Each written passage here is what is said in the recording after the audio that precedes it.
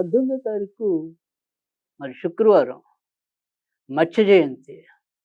మత్స్య జయంతి గురించి బహుశా మీలో చాలా తక్కువ మందికి తెలిసుండొచ్చు. లేదా తెలిసినా దాన్ని ఏ విధంగా నిర్వహించుకోవాలి?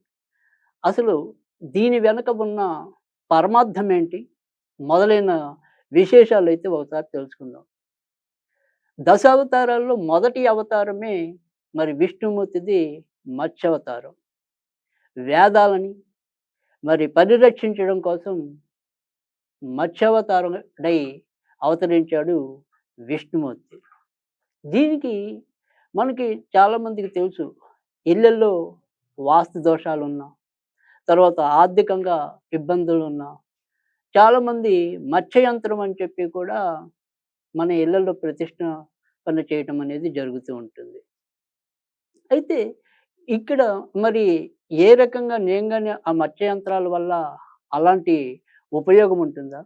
అసలు మత్స్య సాధన చేయటం వల్ల ఏ రకమైన ప్రయోజనం వనగూడుతుంది?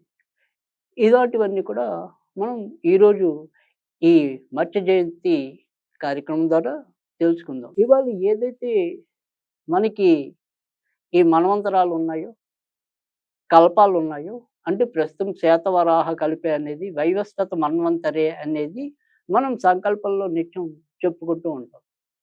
ఈ వైవస్వత మన్వంతుడు అనేవాడు నిజానికి సూర్యుడికి కుమారుడు. ఆయన పూర్వాశ్రమంలో మరి సత్యవ్రతుడుగా మహారాజై సుభిక్షంగా రాజ్యాన్ని పరిపాలిస్తున్నాడు. ఆయన పేరుకు తగినట్టుగానే మరి సత్యపాలకుడు, ధర్మపాలకుడు. ఆయన మరి ఒకానొక సందర్భంలో కృతమాల నదిలో మరి సూర్యుడికి ఆర్ఘ్యం ఇస్తుండగా ఆయన చేతిలోకి ఒక చేప పిల్ల వచ్చి పడుతుంది. ఆశ్చర్యపోయి ఆ చేపను మళ్ళీ నదిలో వేస్తాడు. నదిలో వేస్తే ఆ చేప మళ్ళీ తిరిగి ఆయన దోసిల్లోకొచ్చి, "ఇక్కడ పెద్ద పెద్ద చేపలున్నాయి. నన్ను బతకనివ్వు. కనుక నన్ను ఇంకెక్కడైనా నాకు స్థావరాన్ని ఏర్పాటు చేయమంటే" ఆయన తీసుకెళ్ళి ఒక బావిలో వేస్తాడు. మర్నాడు రోజు మళ్ళీ నదీ స్నానానికెళ్తుంటే ఆ బావి పరిమాణం కన్నా కూడా ఇంకా ఎక్కువ పరిమాణంలో ఈ చేప అగుపిస్తుంది. ఆశ్చర్యపోతాడాయన. ఇది నాకు సరిపోవట్లేదు నుయ్యి అంటే, అప్పుడు మళ్ళీ ఇంకో చెరువులో వేయటం. అలా అలా మొత్తం మీద ఆ చేప యొక్క ఆకృతికి ఆయన ఆశ్చర్యం పొంది, "ఏంటి నువ్వసలు మానవుడివా? దేవుడివా? మరి మానవుడివా? లేదా ఏదైనా ఒక రాక్షసుడివా? లేదా నేను నిత్యం పూజించే విష్ణుమూర్తివా?" అని అడుగుతాడు. అప్పుడు "నువ్వు నన్ను బాగానే గుర్తించావు. నేను కేవలం విష్ణు భక్తులకు మాత్రమే ఇలా ప్రసన్నమవుతూ ఉంటానని" చెప్పి విష్ణుమూర్తి చెప్తాడు. త్వరలో మనకి ప్రళయం రానున్నది. కనుక నువ్వు అక్కడ దూరంగా కనిపిస్తున్న ఏదైతే నౌక ఉందో, ఆ నౌకలో మరి ఏవైతే జీవరాశుల యొక్క అవశేషాలుంటాయో అవన్నిటిని కూడా వాటన్నిటిని కూడా నువ్వు అక్కడికి చేర్చు. అలాగే కొన్ని నేను బీజాలిస్తాను. ఆ బీజాలన్నిటిని కూడా ఆ నౌకలో భద్రపరచు. ఆ నౌక ఒక్కటే ప్రళయంలో మిగిలుంటుంది. మిగతా వాళ్ళందరూ కూడా ప్రళయంలో మరి మృతి చెందుతారు అని చెప్పి కూడా విష్ణుమూర్తి చెప్పటం. తర్వాత మరి అదే విధంగా ప్రళయం రావటం, అన్ని రకాల జీవులు కూడా మరి నశించిపోవటం. తిరిగి మళ్ళీ కొత్త ప్రకృతి ఏర్పడటం కోసం ఈ రకంగా ఈ సోమకాంతుడు మళ్ళీ సూర్యుడి యొక్క కుమారుడుగా జన్మించి, ఆయన వైవస్వత మన్వంతుడుగా విరాజిల్లటం అనేది కూడా జరిగింది. అదే సమయంలో సోమకాసురుడు అనే రాక్షసుడు ఈ వేదాలన్నిటిని కూడా తస్కరించడం, మరి విష్ణుమూర్తి ఆయన్ని సంహరించి వేదాలను ఉద్ధరించడం అనేది కూడా జరుగుతుంది.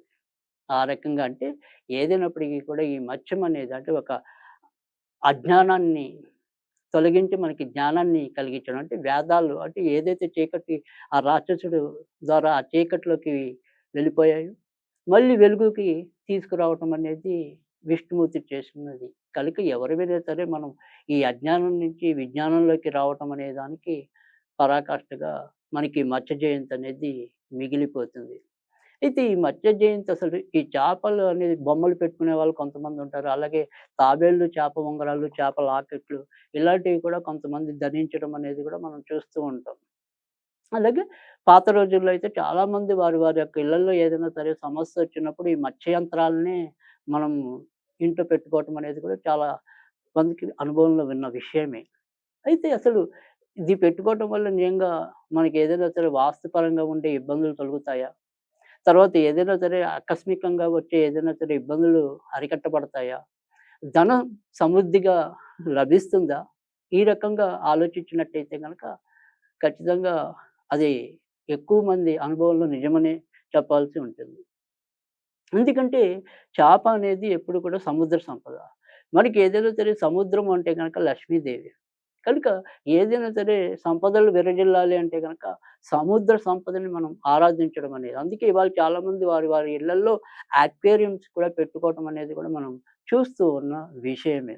అయితే నిజానికైతే గనక ఏదైతే మరి జాతకాల్లో మనకి జలతత్వ రాశులనేవి ముఖ్యంగా కర్కాటక రాశి, వృశ్చిక రాశి, మీన రాశి.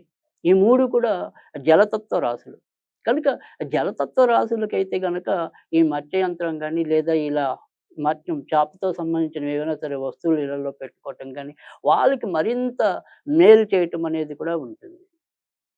తర్వాత మరి చంద్రుడు ఎవరికైతే మరి మేలు చేసే విధంగా ఉంటాడో వాళ్ళకి కూడా అంటే ముఖ్యంగా మీన రాశి ఒకటి, మేష రాశి ఒకటి, తర్వాత మరి కర్కాటక రాశి, వృశ్చిక రాశి వీరికి ఎక్కువగా మేలు చేయటం అనేది కూడా ఉంటుంది. కనుక ఈ ఆయా రాశుల వాళ్ళకి కూడా ఇదేదైనా సరే ఈ చేపతో సంబంధించిన వస్తువులు ఇంట్లో పెట్టుకోవటం వల్ల కూడా చాలా ఇబ్బందులు అధిగమించడం అనేది కూడా జరుగుతుంది.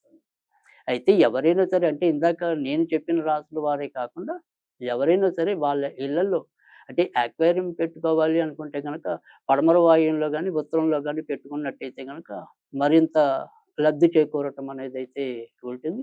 కనుక ఏదైనప్పటికీ కూడా ఈరోజు ఏదైతే మరి ఈ మచ్చ జయంతి అనేది ఉంది కనుక ఎవరైనా సరే ఈ రోజు నుంచి మనం ఏదైనా సరే ఒక చేపకు సంబంధించిన బొమ్మ పెట్టుకోవాలన్నా, ఇలా మత్స్య యంత్రాలు పెట్టుకోవాలన్నా, లేదా మరి చేపకు సంబంధించిన ఉంగరం తొడుక్కోవాలన్నా, ఇలాంటివి ఏవైనా సరే ఈ శుక్రవారం నాడు తప్పకుండా మనం వాటికి సంబంధించినవన్నీ కూడా వినియోగించుకోవచ్చు.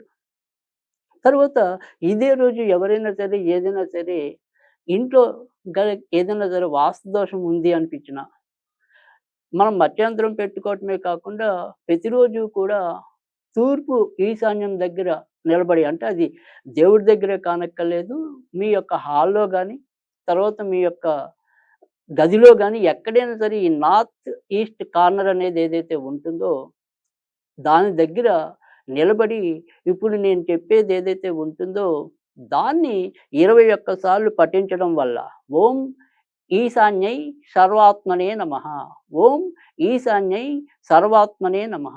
ఓం ఈశాన్యై సర్వాత్మనే నమః. ఈ రకంగా 21 సార్లు 40 రోజులు గనక మనం ఈశాన్యంలో నిలబడి ఈ రకంగా పఠించినట్టయితే మీ ఇంట్లో ఎలాంటి వాస్తు దోషాలు ఉన్నా కూడా తప్పకుండా తొలగిపోవటం అనేది ఉంటుంది. తర్వాత అలాగే ఏదైనా సరే ఒకవేళ మనం ఏదైనా సరే ఎప్పుడులాగానే ఏదైనా ఒక స్విచ్ వర్డ్‌లా అనుకోవాలి అనుకుంటే గనక వాటర్ ఫ్లవర్, వాటర్ ఫ్లవర్ ఇది కూడా ఈశాన్యం దగ్గర గాని, వాయువ్యం దగ్గర గాని అంటే నార్త్ ఈస్ట్ గాని, నార్త్ వెస్ట్ దగ్గర గాని నిలబడి 21 సార్లు 40 రోజులు పఠించినట్టయితే తప్పకుండా మీ ఇంటికుండే వాస్తు దోషాలున్నా, ఇలా డబ్బులు ఏదైనా సరే ఇబ్బంది పడుతున్నా అంటే ధనం వస్తూ ఉండటం, పోతూ ఉండటం, సరిగ్గా నిలవకపోవటం, తరచూ ఆర్థికపరమైన ఇబ్బందులు ఎదుర్కోవటం, ఇలాంటి ఏ సమస్యలున్నా ఇటు వాస్తు సమస్యలకి, ఆర్థిక ఇబ్బందులకి కూడా సులువైన మార్గంగా చెప్పాలి అంటే గనక ఈ రకంగా మీరు చేసుకున్నట్టయితే తప్పకుండా ప్రయోజనం నెరవేరటం అనేది ఉంటుంది. కలిగి ఈ మత్స్య జయంతిని మనం అందరం కూడా ఈ రకంగా వినియోగించుకుందాం.